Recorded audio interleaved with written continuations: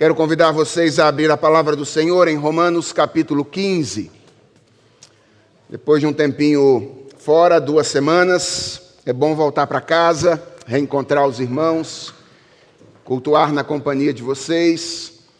Nossa família, nos últimos dias, cultuou na companhia de irmãos lá em Fortaleza, depois lá em Goiânia, mas não é a mesma coisa de voltar para casa, reencontrar os irmãos e poder cultuar na companhia daqueles com quem nós temos dividido mais de perto a vida cristã. Então é bom estar de volta. Falar nisso, quem está de volta de novo é Raíssa. Estou vendo ela aqui. Bom ver você, Raíssa, de volta. Romanos capítulo 15, a partir do verso 14 até o verso 21. Romanos 15, 14 a 21. Esta é a penúltima mensagem da nossa série na carta aos Romanos. Farei a leitura, peço que os irmãos acompanhem silenciosamente a leitura que farei e recebam com fé a palavra que é a palavra do nosso Deus. Ela diz assim: E eu mesmo, meus irmãos, estou certo de que vocês estão cheios de bondade, têm todo o conhecimento e são aptos para admoestar uns aos outros. Entretanto, eu lhes escrevi, em parte mais ousadamente, como para fazer com que vocês se lembrem disso outra vez, por causa da graça que me foi dada por Deus, para que eu seja ministro de Cristo Jesus entre os gentios, no sagrado encargo de anunciar o Evangelho de Deus, de modo que a oferta deles seja aceitável, uma vez santificada pelo Espírito Santo. Tenho, pois, motivo de gloriar-me em Cristo Jesus, nas coisas concernentes a Deus. Porque não ousarei falar sobre coisa alguma, a não ser sobre aquelas que Cristo fez por meio de mim, para conduzir os gentios à obediência por palavras e por obras, por força de sinais e prodígios, pelo poder do Espírito de Deus. Assim, desde Jerusalém e arredores até o Ilírico, tenho divulgado o Evangelho de Cristo, esforçando-me deste modo por pregar o Evangelho não onde Cristo já foi anunciado, para não edificar sobre alicerce alheio. Pelo contrário, como está escrito, aqueles que não tiveram notícia dele o verão, e os que nada tinham ouvido a respeito dele o entenderão. Vamos orar mais uma vez? Senhor, é diante da tua bendita palavra que nós estamos, nós acabamos de lê-la e nós queremos ser nesta noite instruídos por ela. Porque acreditamos que, na medida em que nós compreendemos as palavras deste livro, as proposições deste livro, as ideias que este livro nos traz, nós ouvimos a tua voz. E ao ouvirmos a tua voz, nós temos comunhão com a tua bendita palavra, a tua eterna palavra. Pedimos-te, portanto, que tu queiras falar ao nosso coração, enquanto nós meditamos neste texto. E ajuda-nos, ó Deus, a cada um de nós, naquilo que nós precisamos, individualmente e também como comunidade. Faz-nos, ó Deus, ouvir a voz do bom pastor, Jesus Cristo, nesta noite. É a nossa oração, no nome dele. Amém. Irmãos, nós geralmente lemos a carta do apóstolo Paulo aos Romanos como um tratado teológico. Isso é compreensível porque, de fato, a carta aos Romanos é uma das mais profundas e mais densas teologicamente que nós temos no Novo Testamento. Mas a verdade é que Romanos é uma carta. E como uma carta, ela possui um propósito bem pessoal. Se você der uma olhada na passagem que nós vamos expor daqui 2 domingos, encerrando a nossa série, que é a passagem seguinte, do verso 22 até o versículo 24, nós vamos trabalhar com um pouco mais, mas dê uma olhadinha agora até o versículo 24. Você vai perceber que essa passagem deixa muito claro que quando Paulo escreveu a carta aos Romanos, ele tinha um propósito muito pessoal. Ele diz assim: Essa foi a razão porque também muitas vezes fui impedido de visitá-los. Mas agora, não tendo mais campo de atividade nestas regiões e desejando há muitos anos visitá-los, penso em fazê-lo quando em viagem para a Espanha, pois espero que de passagem eu possa vê-los e que vocês me encaminhem para lá, depois de haver primeiro desfrutado um pouco a companhia de vocês. Por que Paulo escreveu a carta aos Romanos? Basicamente, para compartilhar com eles um projeto missionário, um projeto pessoal dele, que era o de pregar o evangelho na Espanha, e a Espanha era, por assim dizer, o limite ocidental do mundo conhecido daquela época, e convidar os romanos a tomar parte nesse ministério missionário do apóstolo Paulo. A gente não sabe exatamente porquê, se os romanos eram uma igreja, ou se a igreja de Roma era uma igreja que tinha boa condição econômica, se era uma igreja engajada em missões, mas o fato é que Paulo escreve para apresentar o seu projeto missionário e convidar os romanos a enviá-lo ao campo missionário na Espanha. Algo curioso a respeito dessa carta é que, ao contrário de outras cartas paulinas que nós temos no Novo Testamento, por exemplo, a carta aos Efésios, a carta aos Filipenses, essa carta é escrita a uma igreja onde Paulo nunca tinha estado antes. Paulo nunca tinha estado na igreja em Roma. E por essa razão, além de ser uma carta de apresentação de um projeto missionário, ela é uma carta de apresentação do próprio missionário. Se Paulo desejava que a igreja se engajasse com ele no ministério, enviando-o até a Espanha, ele precisava dar-se a conhecer. Ninguém ia se engajar num projeto com um missionário que a igreja não conhecia. Certamente, a igreja já tinha ouvido falar do apóstolo Paulo, o nome dele era conhecido, mas ela precisava entender que valia a pena se engajar no ministério deste homem. E Paulo se apresenta na carta aos Romanos fazendo basicamente duas coisas. A primeira é apresentando minuciosamente o evangelho que ele anunciava.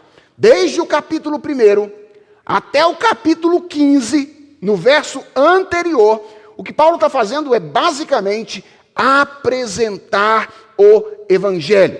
Primeiro mostrando como o evangelho que ele pregava era coerente, como ele era consistente com o texto e com o ensino do Antigo Testamento, é o que ele faz desde o capítulo 1 até o capítulo 11, e depois mostrando como o evangelho que ele anunciava era poderoso para transformar a vida daqueles a quem o evangelho atingia. É isso que ele faz do capítulo 12 até o capítulo 15. E foi o que nós vimos nos 10 sermões que nós pregamos no primeiro semestre nesses capítulos. Como o evangelho transforma a vida daqueles com quem ele se encontra de maneira ampla e de maneira completa. Por que Paulo faz isso? Paulo quer que os romanos saibam que ele prega o verdadeiro evangelho. Ele quer que eles saibam que a mensagem que ele tem a transmitir é uma mensagem que pode mudar a vida das pessoas com quem ele se encontra. E em segundo lugar, Paulo faz isso. Paulo apresenta os romanos visando convencer-lhes de que valia a pena se engajar no ministério com ele, apresentando o entendimento que ele tinha do seu próprio ministério. E é o que Paulo faz nesta passagem que nós lemos hoje e que nós vamos expor. Aqui Paulo está revelando aos crentes de Roma a compreensão que ele tinha a respeito do ministério que Deus o entregou. E a minha expectativa ao analisar com vocês essa passagem nessa noite é que, ao considerarmos esse texto, nós façamos basicamente 3 coisas, tá bom? Eu não vou fazê-las separadamente, mas eu quero anunciar essas coisas para que, na medida em que você vai me ouvindo, você faça esse movimento. Primeiro, é muito interessante perceber como o evangelho que, segundo o apóstolo Paulo, deveria mudar a vida dos romanos e a nossa por completo, tinha mudado a vida do apóstolo Paulo. Então, é muito interessante perceber na maneira como ele descreve o seu ministério, como é que esse evangelho que ele anunciava mudava não apenas a vida dos outros, mas tinha mudado a maneira como ele tinha compreendido a sua própria razão de ser, a própria razão dele existir. A segunda coisa que eu gostaria que você tivesse atenta a ela durante a exposição de hoje é perceber como Deus trabalha na história, incluindo homens imperfeitos em seu projeto e tornando esses homens participantes daquilo que ele mesmo está fazendo na vida de outras pessoas. Quando Paulo descreve o seu ministério, fica muito nítido como é que Deus trabalha na história, envolvendo-nos naquilo que ele está fazendo na vida de outras pessoas. E a terceira coisa que eu gostaria que nós fizéssemos enquanto nós ouvimos a mensagem dessa noite, é que nós refletíssemos e avaliássemos, à luz do exemplo do apóstolo Paulo, a maneira como nós compreendemos o nosso ministério. Talvez você imagine que esse negócio de ministério tem a ver com pastor. Afinal de contas, eles é quem são os ministros. Essa palavra bonita, né? Eles é quem são os ministros. Os pastores é que têm um ministério. Mas isso não é verdade. Vejam, primeiro, essa palavra bonita, ministro, é na verdade a tradução, geralmente, da palavra grega diáconos, que nada mais é do que a palavra para servo ou para escravo. Então, no original, a palavra não tem esse glamour, sabe? Que ela tem na língua portuguesa. Fulano é ministro do evangelho. Literalmente, a palavra significa fulano é escravo do evangelho. Ou fulano é servo do evangelho. E certamente não são apenas os pastores que são servos ou escravos do evangelho, mas todos aqueles que foram alcançados pelo evangelho são de alguma forma servos ou escravos dele. E depois, porque a palavra diácono não é usada na Bíblia exclusivamente para pastores. Ela é usada, na verdade, para todos aqueles que foram, uma vez ou outra, alcançados pelo evangelho da graça de Deus. Então, eu não sei se você sabe disso, mas você é um ministro do evangelho. Você não é um ministro ordenado do evangelho, mas você é um ministro do evangelho, um servo do evangelho, um escravo do evangelho. Todos os crentes são ministros de Deus e do evangelho, no sentido de que eles foram vocacionados e capacitados através de dons espirituais para um serviço. Então, alguns de vocês, por exemplo, o que está acontecendo aqui nesse microfone? Alguns de vocês, por exemplo, foram... Vamos tentar de novo. Vou deixar ele aqui, se precisar eu uso, ok?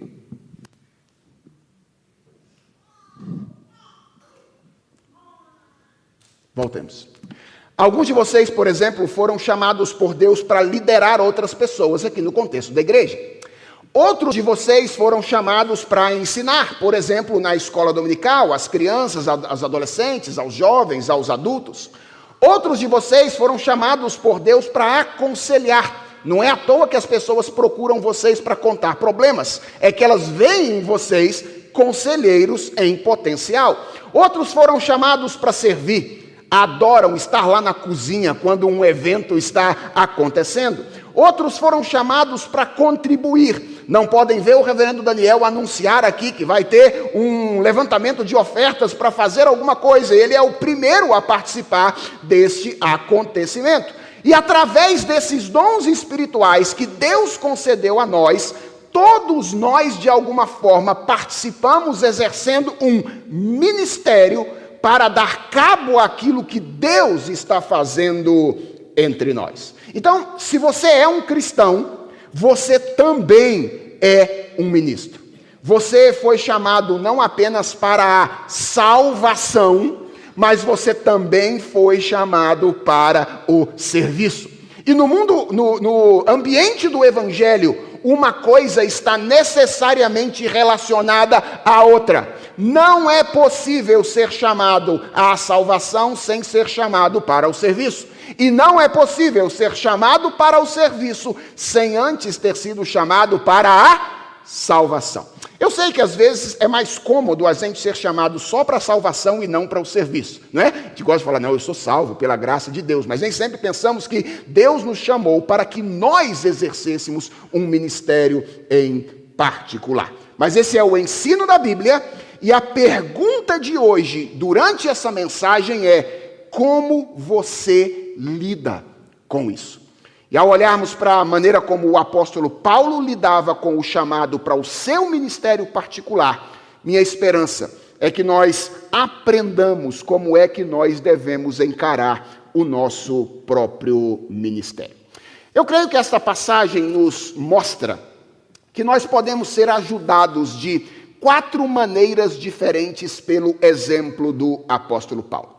A primeira coisa que eu enxergo neste texto da palavra do Senhor é que Paulo tinha clareza de qual era o seu ministério, e ele parece tê-lo recebido com satisfação e alegria. Eu vou repetir. Paulo tinha clareza de qual era o seu ministério, e ele parece tê-lo recebido com satisfação e alegria. Se você acompanhou a série de mensagens que eu preguei no primeiro semestre, nos capítulos anteriores, você se lembra que ao apresentar os efeitos do Evangelho, aquilo que o Evangelho produz na vida daqueles com quem ele se encontra, Paulo tinha ensinado aos romanos que o Evangelho nos dá clareza a respeito de quem somos, ou clareza a respeito do lugar onde Deus nos colocou no contexto do corpo de Cristo. Você se lembra qual é a primeira aplicação específica de Romanos capítulo 12? Lembra? Depois daquela orientação geral que vocês se apresentem o corpo de vocês como sacrifício vivo, santo e agradável a Deus, que é o culto racional de vocês. Qual é a primeira aplicação específica que o apóstolo Paulo faz? Versículo 3. Não pense de si mesmo além do que convém. Pelo contrário, pense com moderação, atenção, segundo a medida da fé que Deus repartiu a cada um. Veja qual é o pressuposto do apóstolo Paulo nessa orientação. Quando Deus nos salva, Deus nos encaixa em seu reino. Deus nos destina um lugar. Deus nos destina tarefas mais específicas. E Paulo está recomendando no versículo 3 do capítulo 12, que à luz do evangelho que os alcançou, eles experimentassem satisfação e alegria no lugar que Deus lhes tinha atribuído. Irmãos, sabe o que é que me chama a atenção? A primeira coisa que me chama a atenção nessa passagem é que Paulo tinha muita clareza a respeito de qual era o seu lugar. Por exemplo, no verso de número 16, ele se designa como ministro de Cristo Jesus entre os gentios. Em outras palavras, Paulo sabia muito claramente que quando Deus o chamou, fez cair do cavalo no caminho de Damasco, Deus tinha um projeto específico para ele. O que significa ser ministro de Cristo Jesus entre os gentios? Significa que Paulo tinha sido levantado por Deus com a finalidade particular de anunciar o evangelho de Jesus entre aqueles que não eram judeus. E talvez você esteja se perguntando, pastor, por que é importante ter clareza a respeito de qual é o nosso ministério? A resposta está no versículo 19, 20 e 21 dessa mesma passagem. Olha o que Paulo diz nesse texto. Ele diz: assim, desde Jerusalém e arredores, até o Ilírico, tenho divulgado o Evangelho de Cristo, esforçando-me deste modo por pregar o Evangelho, não onde Cristo já foi anunciado, para não edificar sobre alicerce alheio. Pelo contrário, como está escrito, e Paulo cita então Isaías capítulo 52, versículo de número 15, aqueles que não tiveram notícia dele o verão, e os que nada tinham ouvido a respeito dele o entenderão. Por que é importante ter clareza a respeito do nosso ministério? De qual é o nosso lugar no reino de Deus? É que a clareza a respeito da natureza do nosso ministério determina os nossos esforços. Você percebeu isso? Paulo termina a passagem dizendo: o que eu tenho feito ao longo da minha vida? Eu tenho me esforçado para cumprir aquilo que Deus me chamou para fazer. Eu tenho me dedicado a cumprir o chamado que Deus tem pessoalmente para mim. Os esforços do apóstolo Paulo eram determinados pela clareza que ele tinha a respeito de qual era o seu ministério. Ele não se dedicava a outra coisa a não ser aquilo que Deus o havia chamado para fazer. Sabe que eu sinto algumas vezes que alguns crentes ficam meio perdidos, sem saber exatamente aquilo que eles têm que fazer. E aí eles vão dividindo os seus esforços, se preparando para 10 coisas, enquanto, na verdade, eles deveriam usar os seus esforços para se preparar com profundidade e com dedicação, para fazer bem feito uma coisa que Deus o convidou para realizar. Mas me chama a atenção o fato de que o texto não apenas revela que Paulo tinha clareza a respeito do seu ministério, mas ele sugere que Paulo tinha encontrado satisfação e alegria no serviço que Deus lhe tinha atribuído. Ou seja, Deus o chamou, Deus o encaixou no reino, e quando Paulo olhava para aquilo que Deus o chamou para fazer, o coração dele vibrava com o lugar onde Deus o colocou. Obviamente não é fácil saber o que se passa no coração das pessoas, é sempre um desafio, mas Jesus Cristo disse que a boca fala daquilo que o coração está cheio. Ou seja, as nossas palavras são uma janela para o estado do nosso coração. E eu quero mostrar para você como é que o apóstolo Paulo se refere ao seu ministério nesta passagem. Ele usa 2 expressões que são muito reveladoras de como é que o seu coração encarava o seu ministério. No verso 15, ele atribui o seu ministério a um ato da graça de Deus. Perceberam isso? Ele diz, olha, esse ministério é um presente. Esse ministério é uma dádiva. Ele é um dom que eu recebi do Senhor. E no verso de número 16, Paulo chama esse ministério de um sagrado encargo. Percebeu isso aí? O sagrado encargo de anunciar o Evangelho de Cristo Jesus. O que eu quero que você perceba? Que Paulo não usa palavras quaisquer para se referir ao seu ministério. Ele usa palavras solenes. Ele usa palavras carregadas de peso e de majestade. E isso aponta para o fato de que ele não apenas havia recebido um ministério da parte de Deus, mas ele o havia acolhido no coração com satisfação e alegria. Ou seja, Deus o chamou para anunciar o Evangelho aos gentios. Não imagine que esta era uma tarefa simples. Mas o apóstolo Paulo havia acolhido com alegria e com satisfação o ministério que Deus lhe concedeu. A segunda coisa que nós aprendemos com esta passagem é que Paulo estava profundamente convencido da importância do seu ministério. Além de receber com gratidão e alegria esse ministério, além de ter clareza a respeito dele, Paulo estava convencido de que ele era um ministério importante. Vejam como é que a passagem começa, no versículo 14 e 15. Paulo diz assim: e eu mesmo, meus irmãos, estou certo de que vocês estão cheios de bondade, têm todo o conhecimento e são aptos para admoestar uns aos outros.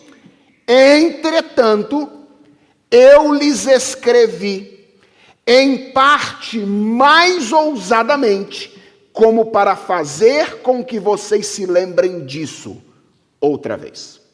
Quem conhece o estilo paulino de escrita, sabe que Paulo costumava escrever antecipando objeções. Em outras palavras, quando Paulo estava escrevendo, ele sempre pensava o que é que um interlocutor podia dizer que contrariaria aquilo que ele estava dizendo, para responder antecipadamente alguém que eventualmente estava conversando com ele. Querem ver um exemplo explícito disso? Volte aí algumas páginas na carta aos Romanos e vá ao capítulo 5 da carta aos Romanos. E veja o que Paulo diz a partir do versículo 20 do capítulo 5. Ele diz assim: a lei veio para que aumentasse a ofensa. Deus deu a sua lei para que o tamanho da ofensa ficasse evidenciado. Mas onde aumentou o pecado, aumentou muito mais a graça de Deus. Ou seja, Deus não deu apenas a lei, ele deu também a graça, que superabundou sobre o pecado, a fim de que, como o pecado reinou pela morte, assim também a graça reinasse pela justiça que conduz à vida eterna por meio de Jesus Cristo, nosso Senhor. Então veja, Paulo termina um argumento aqui dizendo: onde tinha pecado, Deus mandou muita graça. Para quê? Para que quanto mais pecado tivesse, mais graça tivesse ainda. Bem, o que alguém poderia dizer à luz desse argumento do apóstolo Paulo? Ora, então vão pecar mais. Por quê? Porque quanto mais a gente pecar, mais graça de Deus vai ter. Aí, olha como é que Paulo começa o capítulo 6. Ele diz assim: que diremos então? Continuaremos no pecado para que a graça abunde ainda mais? Seja mais abundante? Percebeu? Ele está aqui dialogando com alguém, percebendo que alguém poderia levantar uma objeção ao seu argumento e já está respondendo antecipadamente o argumento que alguém poderia levantar. É mais ou menos isso que o apóstolo Paulo está fazendo no início do texto com o qual nós estamos lidando hoje. Imagine que depois de ler a carta aos Romanos quase toda, especialmente depois de ler essas últimas orientações que o apóstolo Paulo tinha dado, por exemplo, não pensem de vocês mesmos além do que convém, amem uns aos outros sem hipocrisia, não vinguem dos seus inimigos, se submetam às autoridades, paguem os seus impostos, não se dividam por causa de questões não essenciais. Todas as orientações que Paulo tinha acabado de dar, alguém perguntasse: por que alguém que não nos conhece está escrevendo para nos ensinar essas coisas? Será que não tinha ninguém entre nós aqui que pudesse dizer isso para a gente, já que isso é o que a gente precisava ouvir? Por que precisava alguém que nunca veio aqui na igreja dar essas orientações para nós? E Paulo começa o seu argumento dizendo a esse possível objetor que tinha gente lá capaz de orientar a igreja. Paulo começa dizendo assim: olha, eu estou certo de que vocês estão cheios de bondade, vocês têm todo o conhecimento, e vocês são aptos para admoestar uns aos outros. Essas palavras são interessantes, nós vamos voltar a elas daqui a pouco, mas por hora o que nos interessa é a adversativa do versículo 15. E aí Paulo diz: olha, eu sei que tem gente aí que poderia dizer essas coisas, mas ele diz: entretanto. E aí ele diz duas coisas que são importantes. Eu lhes escrevi. Essa é a primeira coisa importante. Eu sei que outros poderiam dizer, mas eu precisava dizer também. E atenção ao aposto que Paulo coloca logo depois desse escrevi, Ele diz, em parte, mais ousadamente. O que essa segunda expressão mostra para nós?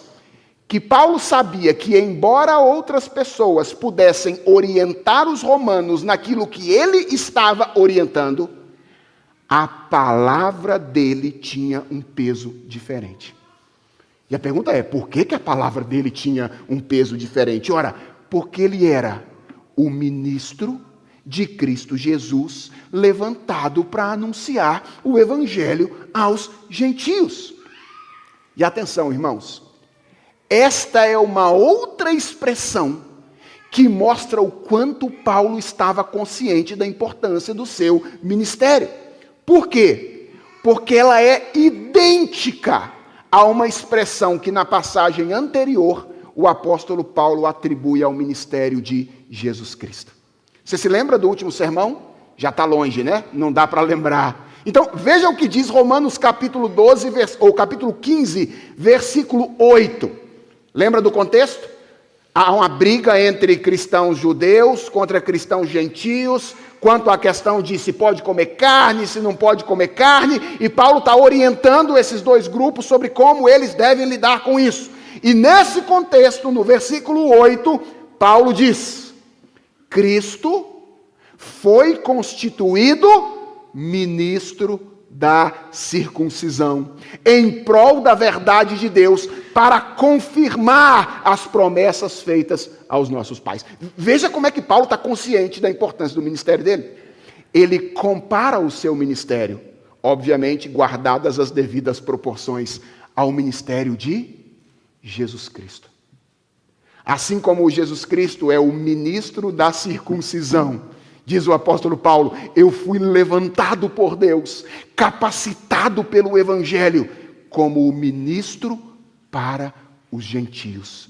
Aquele homem que foi levantado por Deus para estender os efeitos do ministério de Cristo Jesus, de um ambiente judaico para um ambiente onde estão os gentios. Então essa identificação que Paulo enxerga entre o chamado dele e o chamado de Jesus, mostra que ele estava muito consciente da importância do lugar do seu ministério. Mas a terceira coisa que essa passagem ensina para nós, irmãos, é que Paulo também estava convencido, atenção a isso, de que embora o seu ministério fosse importante, ele não o tornava superior aos seus irmãos, nem imprescindível. Essa é a terceira coisa que fica muito clara nessa passagem. Ele sabia que, embora o ministério dele fosse importante, ele não o tornava superior aos seus irmãos ou imprescindível. Volte às palavras iniciais do texto com o qual nós estamos trabalhando hoje e preste atenção a duas coisas. Primeiro, preste atenção à maneira como Paulo se refere aos crentes em Roma. O texto começa dizendo, eu mesmo, e atenção a esse aposto, meus irmãos. Lembra, Paulo está escrevendo para uma igreja que ele não conhece. Não é gente com quem ele tem um vínculo de afeto prévio, anterior. Paulo era um apóstolo. Em outras palavras, ele tinha um lugar de destaque. E entre os apóstolos, ele é aquele que foi chamado para expandir o evangelho entre os gentios, o que dava a ele um destaque ainda maior. No entanto, quando ele se refere aos crentes de Roma, ele os chama de meus irmãos. Ou seja, ele se coloca em pé de igualdade com eles. Ele diz, olha, nós somos da mesma família. Deus me chamou para instruir vocês com autoridade, como eu estou fazendo nessa carta. Embora eu nem os conheça, diz o apóstolo Paulo, mas eu não faço isso ciente de que isso me torna superior a vocês. Meus irmãos.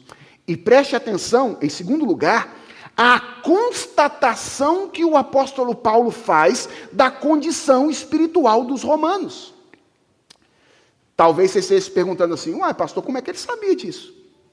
Esse negócio que ele fala no começo aí, de que eles eram 3 características, né? Cheios de bondade, tinham todo o conhecimento e eram aptos para admoestar uns aos outros.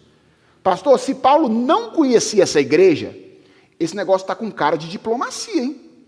Ele está escrevendo isso aqui assim só para ficar bem com os romanos e depois falar o que ele tem a dizer. Não é bem assim.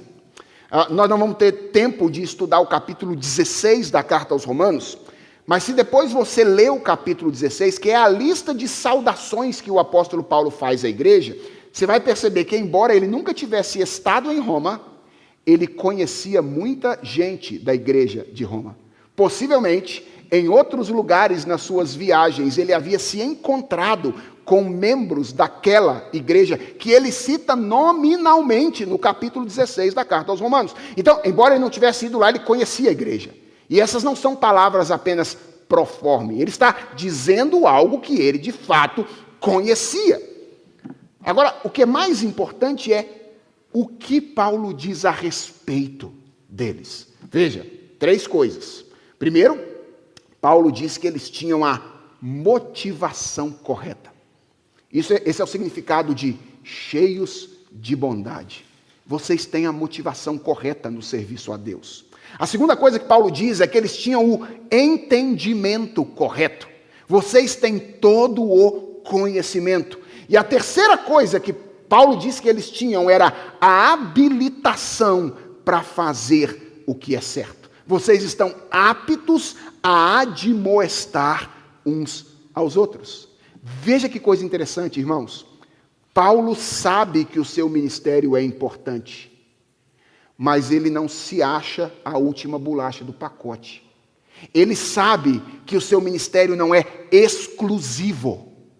Deus estava trabalhando em outras pessoas, habilitando-as a fazer algo semelhante àquilo que ele tinha sido chamado para fazer. E ele sabia que exercer um ministério importante não o tornava melhor do que ninguém e não o tornava alguém imprescindível. E a pergunta que eu sou levado imediatamente a fazer, quando eu olho para esse equilíbrio do apóstolo Paulo, como é que alguém consegue isso? Ter consciência da importância e do valor do seu ministério, a ponto de escrever para uma igreja dizendo: olha, eu vou fazer isso porque eu sei o lugar que eu ocupo. Estou escrevendo para vocês porque eu sei o ministério que Deus me entregou. Ao mesmo tempo em que ele se coloca em pé de igualdade com os seus irmãos, ao mesmo tempo em que ele se digna a encorajá-los a fazer aquilo que ele estava fazendo com eles debaixo da sua autoridade. Sempre que eu penso nisso, a pergunta que me vem à mente é: qual é o segredo deste equilíbrio? E eu penso que a 4ª e última lição desta passagem nos ajuda a responder a essa pergunta. É que, além de estar convencido ou ter clareza do seu ministério e recebê-lo com satisfação e alegria, além de ter consciência da sua importância, além de saber que a importância do seu ministério não o tornava melhor do que as pessoas, Paulo sabia, estava convencido de que o seu ministério era dependente de Deus. Essa é a 4ª e última lição desta passagem. Paulo sabia que o seu ministério era dependente de Deus. Em pelo menos 3 dimensões diferentes. E é importante perceber essas dimensões, porque esse é o tipo de frase que a gente adora usar meio como clichê, né? Eu sei que tudo que eu faço depende de Deus. Mas veja como é que Paulo tinha clareza disso. Isso não era um clichê espiritual para ele. Ele sabia que em 3 dimensões diferentes o seu ministério era dependente de Deus. Primeiro, ele sabia que Deus era a origem do seu ministério. Se Deus não quisesse, não existiria ministério. Paulo sabia disso. Você se lembra como é que ele se refere ao seu ministério no versículo 15? Como algo que ele recebeu por graça. é um presente, é um dom, é uma dádiva que Deus me concedeu. Irmãos, lembrem-se da história do apóstolo Paulo. Lembrem-se. Paulo não se tornou o apóstolo aos gentios por causa dos seus méritos e dos seus recursos. Pelo contrário, Paulo estava do lado do inimigo. Originalmente, ele estava do lado do inimigo. Ele era um perseguidor da igreja. E se você acha que isso diz respeito apenas ao apóstolo Paulo, eu quero dizer a você que esse era o seu estado também. Você estava do lado do inimigo. E Paulo foi resgatado por Deus e habilitado para o exercício dessa tarefa gloriosa, sem ter merecimento nenhum. Paulo sabia disso. Ele sabia que assim como a salvação é uma dádiva, o ministério é uma dádiva. Assim como o resgate dos pecados é uma dádiva, a habilitação para o serviço, seja ele qual for, liderar, servir, ensinar, aconselhar, contribuir, é graça de Deus. Se Deus não quiser, não tem ministério. E a pergunta é, por que isso é graça, pastor? Ora, porque isso é o privilégio de participar do que Deus está fazendo na vida de outras pessoas. É Deus quem está fazendo, transformando as pessoas. Mas Deus se digna fazer isso através do nosso ensino.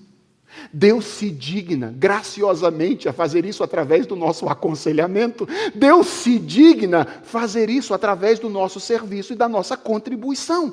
Isso é graça de Deus. A fonte do ministério é o Senhor. Mas não é só isso que Paulo sabia. Paulo sabia que Deus era o poder através do qual o seu ministério era exercido. Veja como é que isso fica claro aqui. Deus é o começo, mas Deus é o meio do ministério também. Se tiver sucesso no ministério, é por causa do poder de quem? Paulo sabe, de Deus. Querem ver como é que isso está claro no texto? No verso 16, quando Paulo fala a respeito do seu ministério, quem ele era? Olha o que ele diz que ele era. Ele era ministro de Cristo. O que isso significa? Que ele agia em nome de Cristo. Quando ele fala da mensagem que ele pregava, lá no versículo 16, ele fala do evangelho, e aí qualifica, de Deus.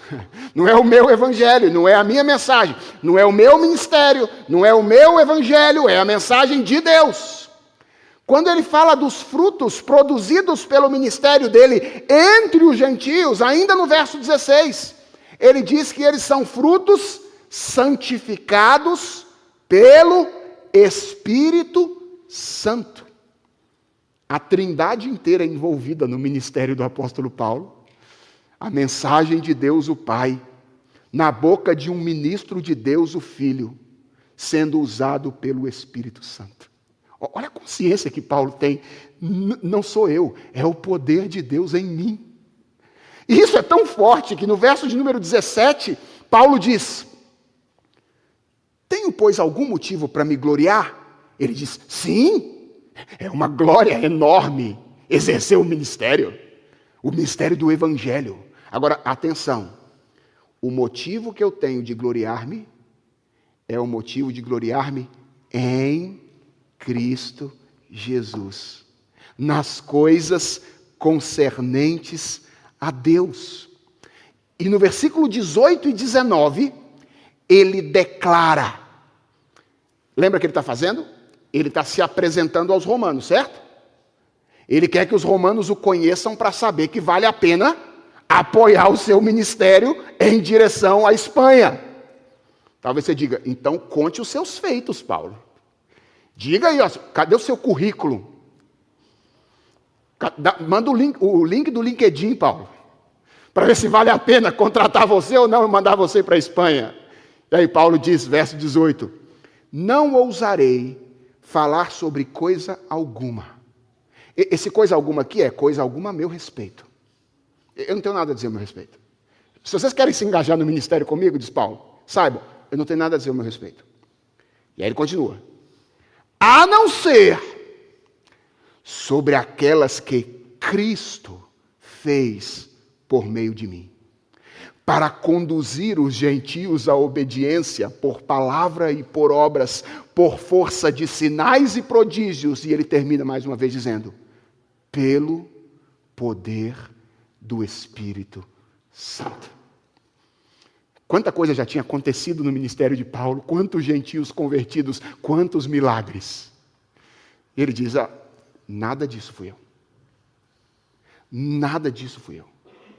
Tudo isso foi o poder de Cristo, o poder do Espírito Santo em mim. Irmãos, Paulo tinha muita clareza de que os resultados do seu ministério, embora fossem produzidos através dele, não eram produzidos por ele.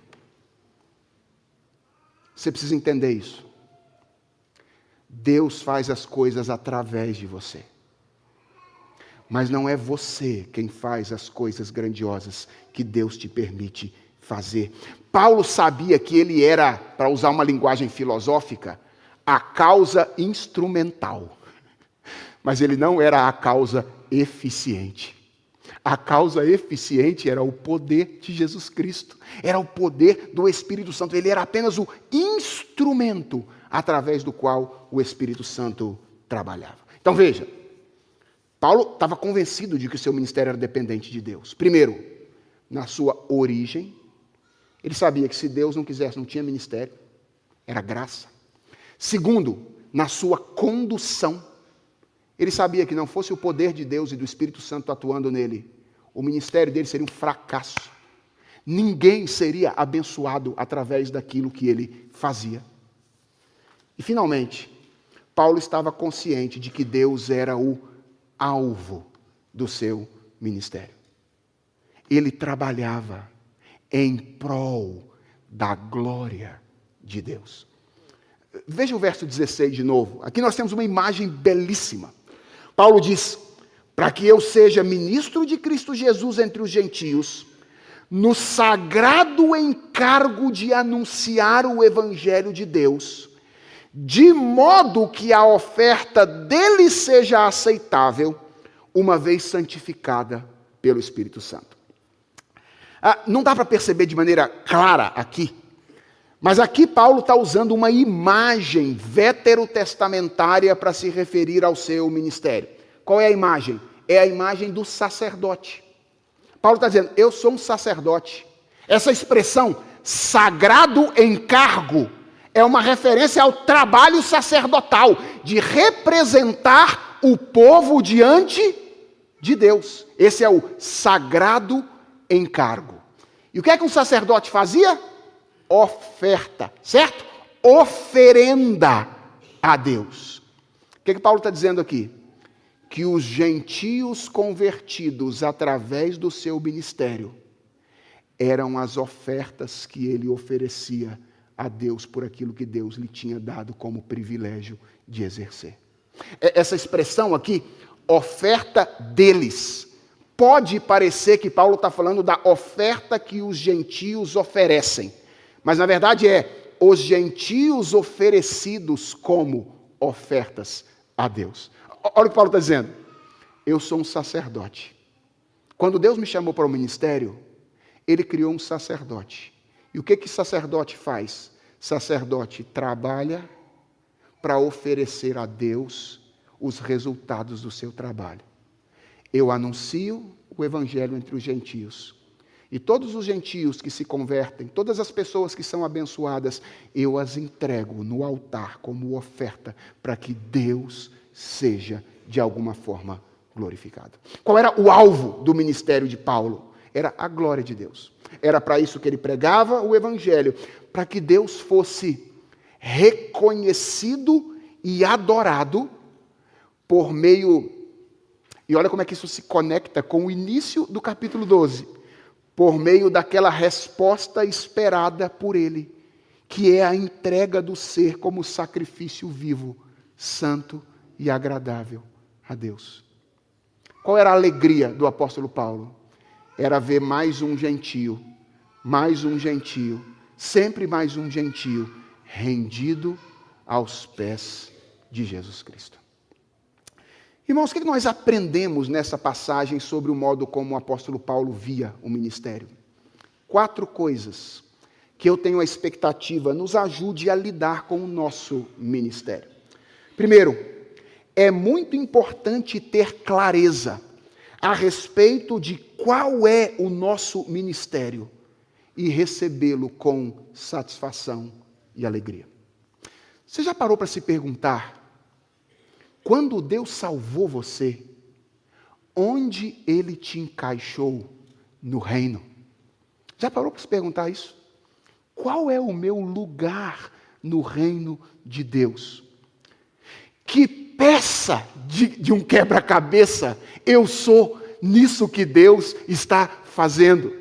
Eu quero encorajar você a fazer essa pergunta, porque isso será bom para a sua vida espiritual. Porque a hora que você descobrir isso, você vai começar a se dedicar a isso mais intensamente, para fazer mais e melhor, com mais naturalidade, aquilo que Deus chamou você para fazer. Atenção, eu não estou querendo dizer com isso que você só tem que fazer aquilo exatamente que diz respeito ao encaixe onde você está.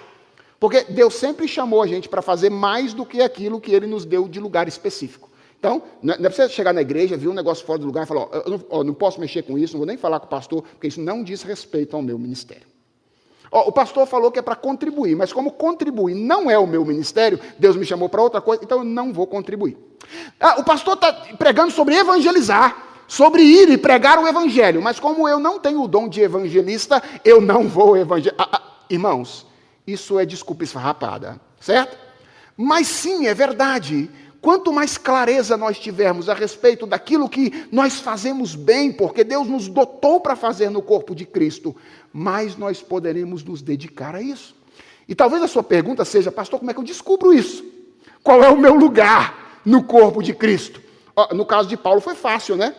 Jesus apareceu para ele no caminho de Damasco e falou com ele qual era o ministério dele. Isso não costuma acontecer hoje em dia, certo? Deus, em geral, não aparece para as pessoas para dizer, olha, esse é o seu lugar no contexto do corpo de Cristo. Então a pergunta é, como é que eu descubro? E eu costumo dizer que existem 2 coisas que apontam para nós qual é o nosso lugar. Primeiro, existe um senso de vocação interna. Sabe, a Bíblia diz que nós somos habitação do Espírito de Deus. E se Deus habita em nós, o Espírito Santo habita em nós, Ele inclina o nosso coração para fazer aquilo que Ele deseja que nós façamos. Então, o seu coração de repente começa a arder por algumas coisas diferentes, quando Deus está inclinando o seu coração para isso. E é interessante como determinados ministérios surgem exatamente assim. Nós pastores temos essa experiência. De repente Deus faz queimar no coração de uma pessoa da igreja um negócio com o qual a igreja não está envolvida. Eu já vi isso acontecer em alguns lugares. Por exemplo, em uma igreja em que eu pastoreei, Deus começou a fazer queimar no coração de um presbítero a preocupação com pessoas viciadas em droga. E ele começou a perturbar a vida dos pastores da igreja. Um irmão querido, muito querido. E ele enxergava isso com olhos brilhantes, enquanto a maioria da igreja não estava muito preocupada com essa questão, mas era Deus fazendo nascer um ministério no contexto da igreja, através de um coração queimando por algo que não estava queimando no coração de tanta gente assim. Então, preste atenção no seu coração, em como é que Deus está inclinando o seu coração para algumas coisas. Mas lembre-se, seu coração não pode ser a única medida, certo? Porque ele é enganoso.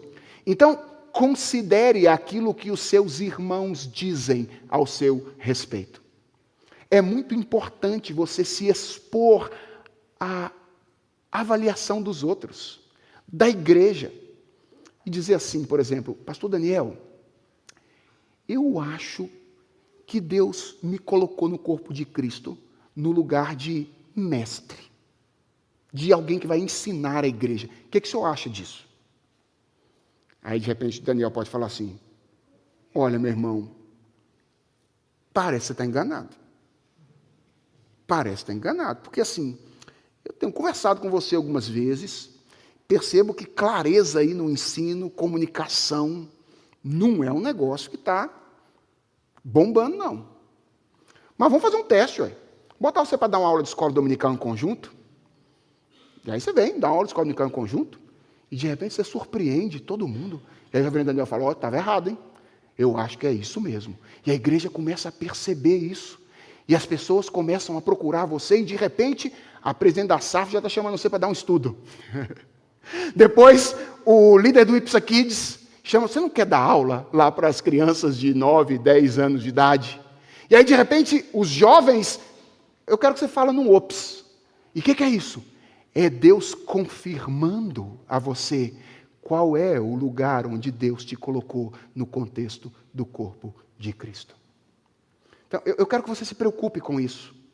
Pergunte-se, qual é o meu lugar? Ore sobre isso.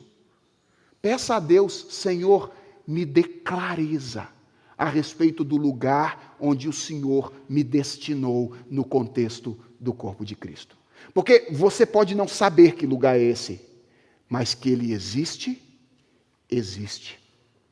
Porque como nós lemos em Efésios capítulo 4, no início do culto, Paulo diz que a graça foi concedida a cada um de nós, segundo a proporção do dom de Cristo. Se Deus salvou você, Ele não deixou você sem dons espirituais para o serviço no contexto do corpo de Cristo.